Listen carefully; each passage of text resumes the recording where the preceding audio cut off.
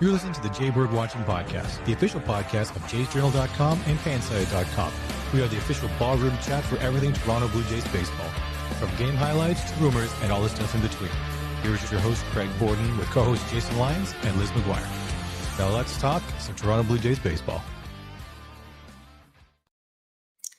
Hello, good evening, and all of you out there as we storm LA looking for a World Series championship trophy. I am your host, Craig Borden, right here on the Jay Bird Watching Podcast. I am here with Jason Lyons, my buddy. How you doing? It's been a couple of days. Yeah, Surviving? well, I mean, we'll talk about it, but interesting game. Not that it wasn't expected. I found it interesting to see how many people were like in full freak out mode, but I mean, did anybody think that we were going to sweep this thing? I mean, I know that there was probably some confidence after game one, but I mean, the Dodgers have a couple of guys that can really ram it down when they want to. And I mean, we're starting to see why they are in the World Series with the Jays.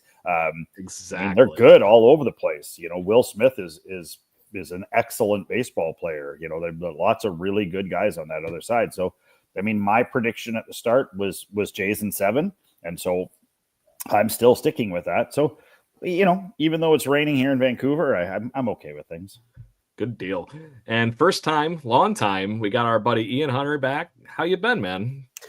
Yeah, doing good. I feel like probably any Jays person right now, not getting a lot of sleep these days. You know, not eating the healthiest, probably should be getting more exercise, but we'll leave that for the off season. I think this is kind of the season everyone's been waiting for. It was this was what 2015 I feel like was supposed to be.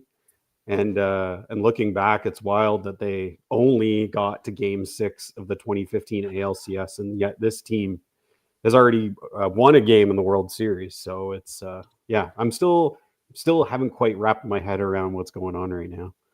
Yeah, it's almost too soon for some of it, right? It's just we've been riding a dream wave a little bit here, like kind of like we've had the Wayne's World, and we're living in an alternate world here a little bit to that point. But this team, I just think it's funny you brought up the 2015 piece. I felt like we had a little bit of a full circle moment the other day with Dalton Pompey ready to hold the horse for George Springer to get on it. I was like, oh man, the guy that was literally the closest we've been to a World Series outside of Joe Carter was literally ready to hold the reins for George Springer for him there. I just thought that was kind of a fun moment because Dalton Pompey was famously 90 feet away from tying the series back up. So just crazy stuff. But yeah, nuts. Let's go for it. No, it has been, you know, I think you guys both summed it up pretty good there. The difference between last year and this year are just so crazy stark. And then when you think back to exactly what you said, Ian, which is 2015, I mean, I do feel just like you said, I mean, this is where that team should have been. They're a similar team. I mean, it's been a lot of fun, a lot of stress, a lot of extra unneeded stress. I'm with Ian. I haven't slept a wink. I've been in restless nights. Doesn't matter. Can take a muscle relaxer. Could do whatever. It ain't gonna happen right now on the pins. Yeah, and there's definitely been a lot of 2 a.m., 2:30 bedtimes for me. I think a few of them is just because winding down. It almost takes hours to wind down. It feels like a wedding almost. Like after game 7, it's just everyone's so excited. There's no way anyone's going to sleep, and you want to scroll forever and just consuming any amount of content you can get. So I think after 2, I was like, okay, we should probably shut this thing down because we got to be a functioning human tomorrow. So maybe once this thing's over, we'll catch up on sleep, I guess. Yeah. We had over the weekend, we had the Mayor of Dunedin on the show, Mayor Mo Freeney, and I was like, oh my God, you got to get up and go back to work at some point after this series is over with. It just sounded like her and her cohorts were just riding a wave being on the show. And then Liz was at the game on Friday night trying to talk about game 2. I couldn't believe she actually had a voice left after being, at the game on Friday evening. Just wild stuff. And also I know this is an old person comment, but these 8 o'clock start times are just killer, right? Like these things are ending. I realize with the pitch clock now, it's a lot better. We're ending games before midnight, thank God. But, we're getting to like 11 o'clock, 11:30. And for some of us old people like me, it's just Oh man, I don't know if I could do this a whole another round thing. Kind of thankfully it's the World Series and that's it. Yeah, it's different for me. I mean, the games start at 5 for me. So, I mean, we're even able to finish, and then if you want, you need to go do something, you can still go do it afterwards. Yeah, it's just one of those. It's just one of those things where everybody tries to accommodate, but it's tasking on everybody. I can't even imagine like the production crew and all that having to roll it all up and get it all ready to go, and then take it out to LA and set it all up. It just kudos to those people for making it look so easy. But yeah, it's nuts, man. Yeah. So we already got about 100 people in the live chat. Greatly appreciate y'all. Start filling up that comment section. We would love to chit chat on whatever wonderful fun comes up in there. That's the whole point of the show, to be the barroom chat for Blue Jays fans. And wow, do we have an exciting barroom to be chit chatting in here, boys. We've had a 1-1 start to the World Series. It's been 32 years since we've been in this position to even try winning a World Series game. I thought there was a great moment to begin the game the other night, as I want to just do a quick recap of the first 2 games. Joe Carter literally coming out and throwing out the first pitch on the Saturday night game. And then none other than Vlad Jr. there to greet him at the top of the dugout with the home run jacket. Because if you're talking about the home runs of all home runs, there's only been one other person in Major League Baseball history that can make the claim that Joe Carter has, and that's Bill Mazeroski that took down the Yankees. So it's just very exciting to me. I enjoyed that moment as much as the game didn't turn out like we all hoped. I just thought that was a really cool little tip of the hat to Joe and obviously Cito the night before. Ian, what did you think about that beginning of that game? Yeah, that was, excuse me, that was fantastic to watch. I kind of, before the playoffs started, I wondered aloud which players they would start tabbing to throw out these ceremonial first pitches. And since 15 and 16 was the last significant run, I figured they would tab a lot of those guys. But they did. Cito might have thrown a first pitch in 2015 or 16, I think. But they're obviously saving the big guns for the World Series, and I'm kind of glad they did. Because it was to see Edwin and Josh Donaldson and company to be throwing out first pitches, and obviously Jose. It was really cool to see that, like you said, saving the best for last kind of thing. Yeah, and even Marco Estrada doing so much fun. Game I haven't 7. seen Marco in years. We don't really see him that often or hear from him that often since he retired. So, but seeing Joe in that home run jacket, that was pretty neat. Yeah. And just seeing him just like literally so, vigilant and everything in that whole thing. He looked like he was ready to start his own little dance party right there on the top step. Yeah, it's good to see. I mean, how old is Joe? 60s, I think. 62 or something like that. I mean, he looked like he was 25 years old again, skipping through the meadow there. I appreciate I appreciate when they bring back the guys. I appreciate that, the quality. It's great to see them. It was great to see Cito. He looked unbelievable. I feel like if they get to game 6 and game 7, I wonder who they've got in the tank. Like, I mean, who's left in the tank to get out there? I mean, it's this point you got to bring up Paul Beeston, basically, right? I mean, there's somebody like that. Got to be some big ones. There's got, like I don't know how much bigger you go. Like Dave Winfield, maybe. Yeah, Ernie Witt. Witt. A fun one. That'd be a perfect good reason to get loud. Just saying. Yeah. George Bell, Carlos Delgado. Like, I mean, who do you have? Our good buddy Jesse Barfield. How about birthday boy Jay Jackson? There you go. We love our buddy Jay. I know. Happy birthday, Jay. Yeah. So on that note, let's talk about the game. Obviously, Friday we talked out and pretty linked the other night with with Liz and everybody that were at the game. Guys, game 2 was definitely not what the Blue Jays wanted. We looked like I thought we were starting things off. Yamamoto was getting exercised in the first inning, 20-something pitches.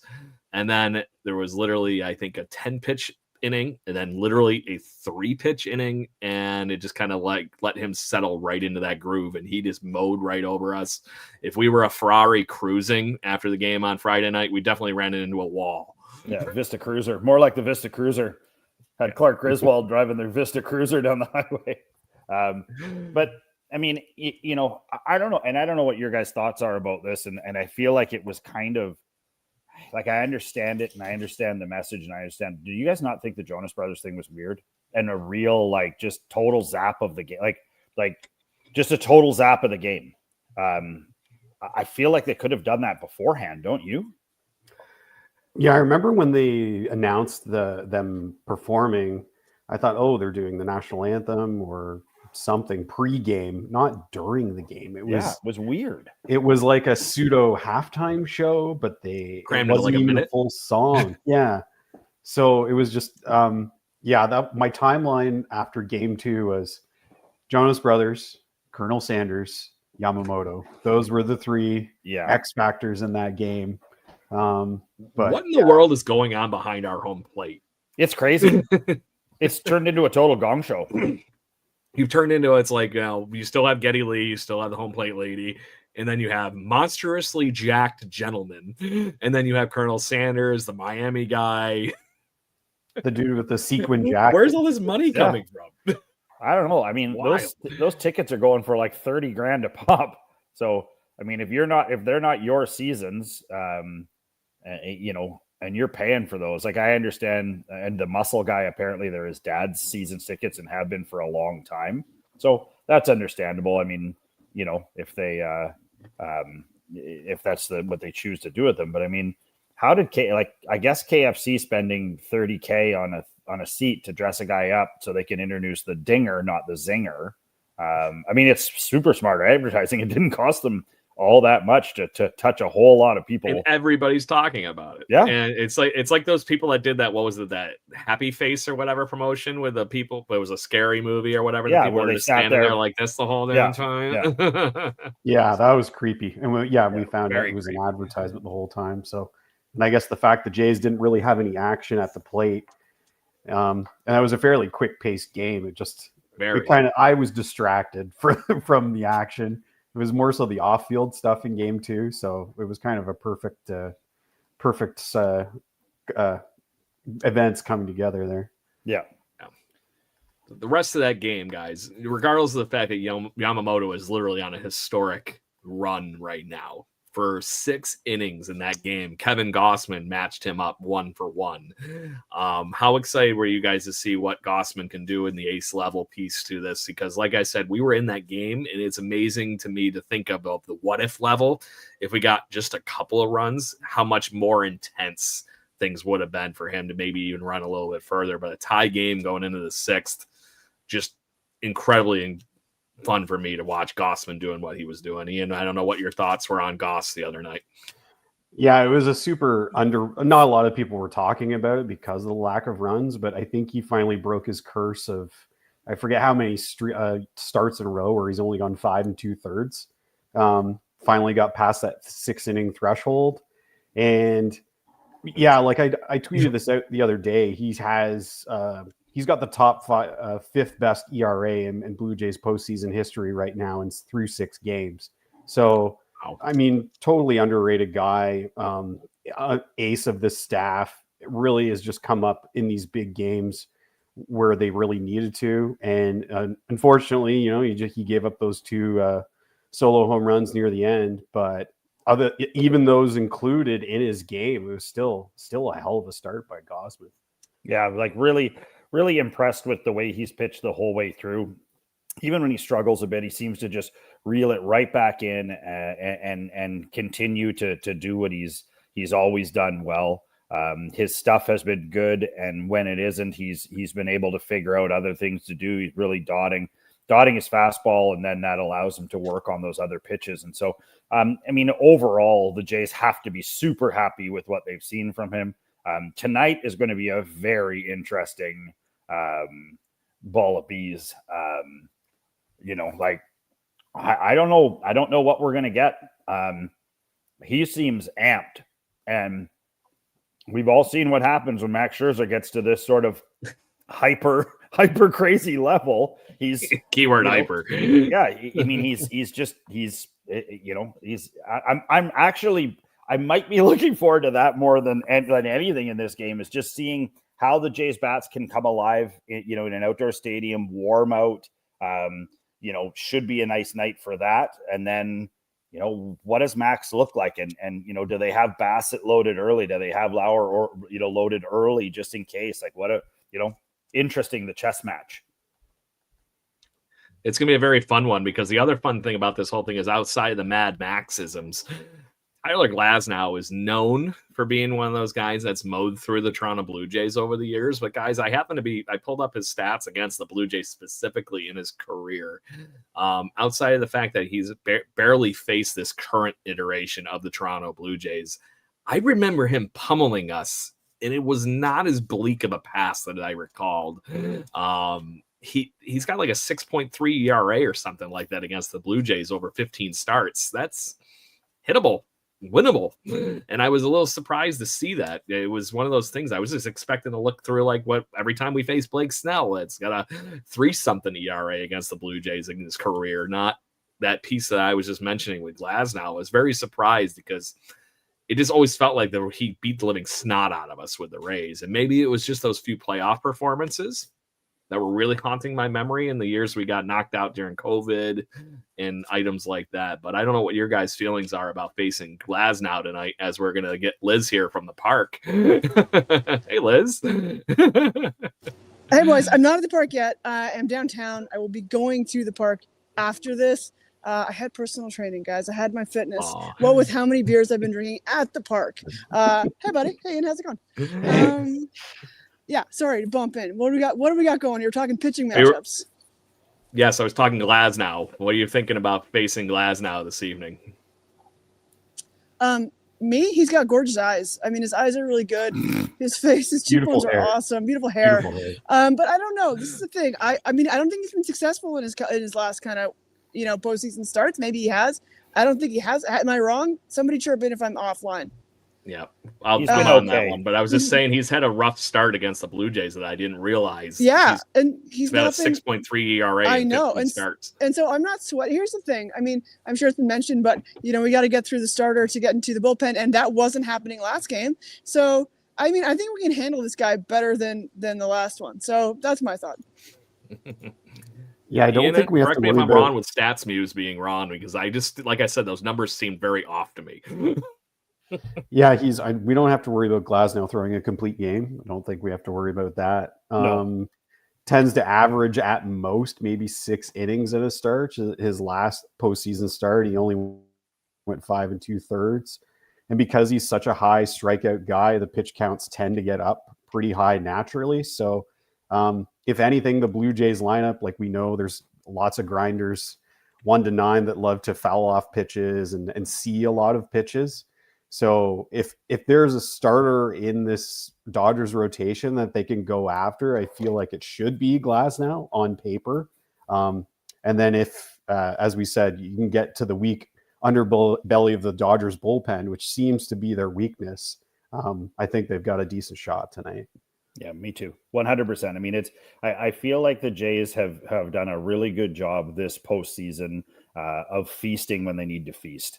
And this is one of those opportunities where Glasnow throws a lot of hittable pitches if you can catch up to him. He's a challenge guy, lots of fastballs, and he will go after hitters. He's got a bit of a chip on his shoulder. If you take him yard, he's going to come back again. Or even if you hit a double, anything like that, he's going to come back at you again. And that's how he gets in trouble, is his ego gets in the way and he forces himself to try and make better pitches than maybe he's even able to do. So, I feel like if they can get a few early, if they can get a whole bunch early, then great. But as long as they can stay away from, a close game, and I can't remember the Dodgers closer's name. As long as you can keep him off the field, I think you're dialed. But yeah, the bats have got to come alive and we got to get more creative. Got to get more bunts. We got to get more action on the base paths. Will Smith has an okay arm, so I wouldn't even mind challenging him for some steals. Why not? There you go. So just to say, because we got about 10 minutes, we're trying to keep this to a quick half hour this evening. I just want to make sure you give some shout outs. We see plenty of you in the chat and everything. Like I said, I got over 200 of you in the chat. Hit us up with those questions. Greatly appreciate you. Yeah. We got our buddy Craig here in the shout outs. Fun with too many Craigs. Tallest Craig I know. Yeah. And then we got from other fun here is we got this series. It's 1-1. We're going into LA. We're going to hopefully take Hollywood by storm and steal the spotlight. How are you all feeling as far as this getting back to Toronto? We got to win 2 of these games to get this back up to the Blue Jays. Somebody's got to win only 2 of them at this point to get it back up to the Rogers Center and play that ways. What are you thinking? I'm optimistic, except for facing Ohtani personally. I mean, I'm similar. I'm similar to tonight. I mean, Ohtani's a great pitcher, but he also lives in the zone. And so if you can tee him up, or if you can even start to catch up a little bit, when Ohtani pitches, you've got to get creative. You've got to slash balls into gaps. You've got to get some Texas leaguers. You got to get some luck. And the Jays bottom and middle have always been able to do that all year long. When we get Vladdy heavy or we get Springer heavy, then that's where the anchor seems to hit the bottom and you stop moving forwards. But I feel like they're similar to Game 1 in Toronto. I feel like they're going to come out all full of P&V and the try and run roughshod for the first couple of innings, and then they can sort of put it into cruise a little bit and hopefully ride it through. But I mean, every pitcher they've got scary, aren't they? They're all pretty good at baseball. There is that. Yeah. There's what's the $1 billion over dollars versus the other part here. So, somebody Ian, told me. Somebody said to me, they're like, I was like, I don't know, man. We got our main guys. Somebody was like, Liz, all of the Dodgers are the main guy. And I was like, I hear you. It's true. Yep. They've got 4 aces. You take any one of those guys and they'd be a number 1 in any rotation. Mm-hmm. Yeah. So Ian, how are you thinking this series is gonna? What's on your mind for tonight, especially? Well, I mean, ideally, it's the same Mad Max that came out last week in the ALCS. I know going into that game, there was a lot of trepidation, a lot of people really kind of paranoid about how bad it was going to be. But give Scherzer credit, like he came through and a gigantic spot. The question is, can the Jays go back to the well one more time?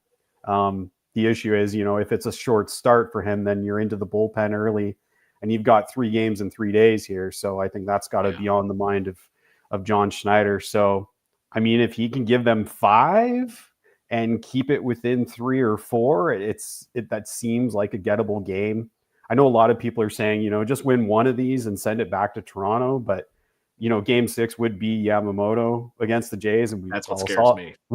We all saw how that ended. So, ideally, you maybe get 2 here in LA, and then it goes to a 7th game. But it's in true Toronto sports fashion, I think they're going to drag this out as long as possible, and it probably will go to 6 or 7 games.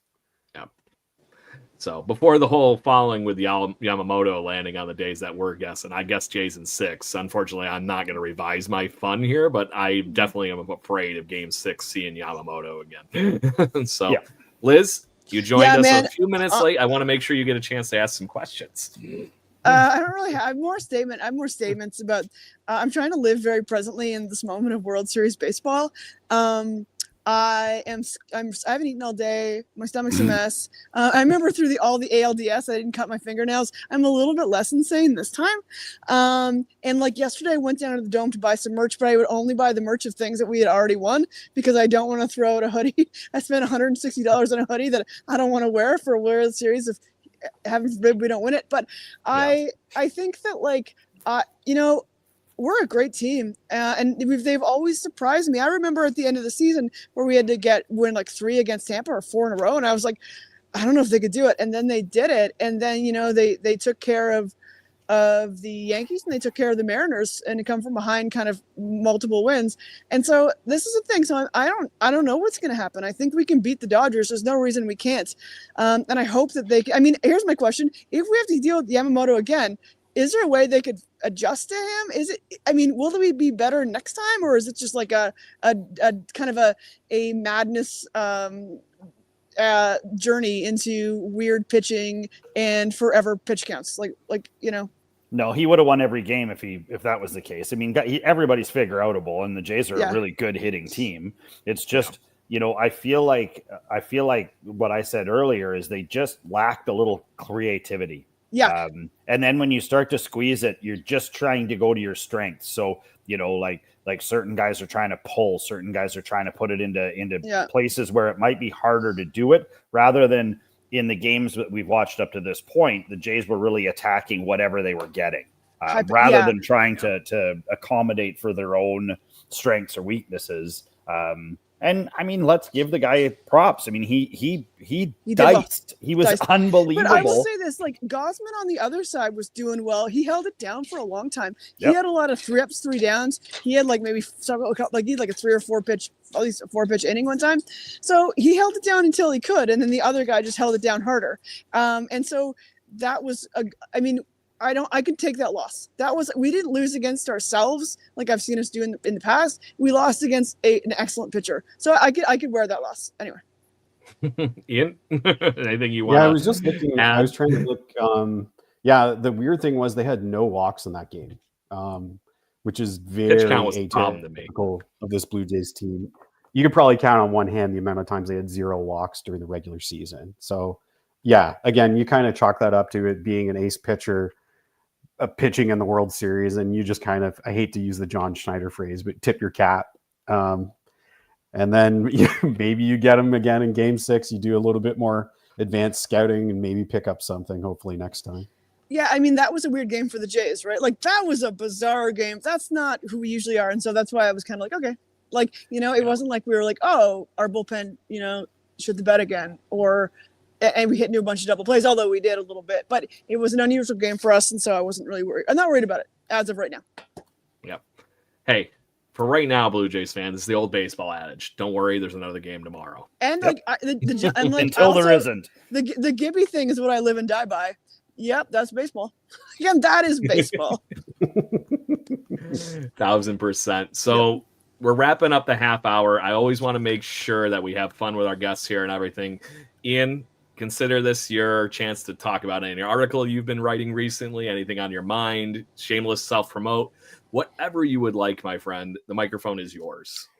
Sure. So I did an article over the weekend for MSNBC.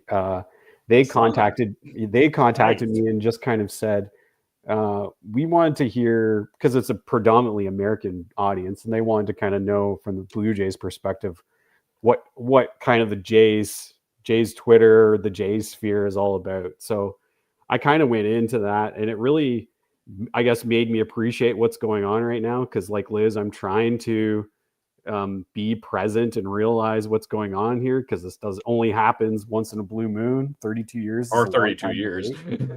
So yeah, it's just trying to realize that, you know, hey, this could be a 5th place team again next year. You never know. So just enjoy it. Yeah, I was thinking about, like, I remember in 92, we won in 93. This felt like a thing that was going to happen a lot. It's like, that's a thing that's going to happen again. And then, you know, we didn't make the postseason until 2015. So now we're better at, like I was at Game 1, and when Barger hit that home run, I let the world slow down around me and let the baseball god, feel the warmth of the baseball god smile upon me and enjoy the moment of joy that I felt had been so long coming to the city in a kind of sports final. And that meant everything to me. That was a wonderful moment too, because that was, to your point, Liz, you said it the other night perfectly. That was like the cherry on top at that point. And then the Kirky home run after that was even better. I will say this though, during that game, I do not think I've ever seen anybody put the home run jacket on quicker than Dalton Varsho. Just saying. That was record. It was just like, and there it is, and he's on and he's running, and it's just beautiful. You can tell some guys really love it, and others are just get this thing off. Yeah, of Bo me. looks like when you put like a hat on a dog. He's like, Yeah. and Kirk doesn't even put it on. There's rumors it doesn't fit him, but I don't believe that. Come on. He puts it on. He puts it on one arm. I think Yeah, one arm. Yeah, when our on, Carnacion's it. Yeah. Kind of like, yeah. So really cool stuff. I love it. So is there any other topics the three of you would like to hit on before we wander off into the sunset and the near almost 300 people? I can't believe y'all aren't commenting. We can't be right about everything. Come on. Well, I mean, come on. Jason, at least. Maybe. The big thing for me is just, when the Jays have fun, they win. They just need to realize that they're walk out there, smell that grass, soak in that LA sunshine. Look at Rob fun Lowe. For a couple Make of eye days. contact with Rob Lowe. Can we quickly discuss the fact that Rob Lowe wears the worst hats possible? He supports all the MLB. If his mom makes those bedazzled Dodger hats for him and gives them to him pre-game. But Rob, I've enjoyed your work before, but those hats are bad, dude. They're bad hats. Mary Hart will be there. I would assume Magic will be there. I've seen, isn't somebody really big is singing the anthem, aren't they? Isn't it like Kenny Chesney or? Yeah. We saw David Schneider walking around without shoes on while like a country singer was belting out the anthem. Somebody big. I quickly saw it as I was running through, but I mean, it'll be a big production. I remember last year when Ice Cube came, that was one of my favorite parts of the whole World Series when he came out and diss tracked the Yankees. Right, it was amazing. So I would assume something like that is going to happen. I was disgusted by Dave Roberts saying anything about any kind of conspiracy for their airplane. Weird, It's an absolute embarrassment. And now he's doubling back on it, saying, "Oh, it's not what I meant." Like, wow. You said what you said. And if you think that it's such an infantile thing that a Canadian airline or an American airline in this case would delay you on purpose so you didn't get back when you have a day off in between. It's not like you're going there like hockey where you might play the next day. Like, you have a day off. So I think that's ridiculous. And I like him a lot. And I think that's as the lone American in the room, every one of my friends that travels for a fucking job right now has been delayed. It doesn't matter about anybody. Our government is doing some stupid shit. And then otherwise, just go Jays, go. Just go Jays, go. Fun. Hit some dingers. No conspiracy. Liz likes dingers. So. I love dingers. Mash some dingers. Mash some dingers. Have a good time. Like the Jays are the best when they're doing a bunch of stuff. Just put the ball in play, do a bunch of stuff. Except for hitting the double plays. Stop hitting into double plays. Is it just me, or is it like way more than usual? No, Kurt, I don't know. We're just where it just feels. I find myself per game being, I don't know, my perception's wrong because I'll be like, this guy's the worst, and his stats are excellent. So who the fuck knows what I know? I don't know. Good deal. So, anyways, if anybody doesn't have any other last notes, anything, nothing, nope, nada. All right. So anyway, feel free to hang out for a minute after the show and say goodbye. But anyways, Blue Jays fans, make sure you follow us. We've been having all sorts of fun here on the show for the World Series, the playoffs, all that kind of stuff. We've been trying to do a pregame show every game. And right now we are going to have one for the rest of the LA series, at least. We'll see what happens when the weekend gets closer here for Game 6 and Game 7, hopefully back at the Sky Dome, so we can really rock this thing out for a real World Series championship. But if you haven't already, feel free to hit the little QR code here. We have a Discord server that we are having all sorts of fun chit-chatting at live during the game and between games, and it gives wonderful feeds from our friends like people like here, like with Ian, with their articles and everything like that coming to one wonderful place. We have friends of rock stars, all sorts of things going on there. So make sure you join us and we'll have some fun. And until then, tomorrow night we have none other than Rance Smoleniks will be on the show to talk all things World Series baseball with us.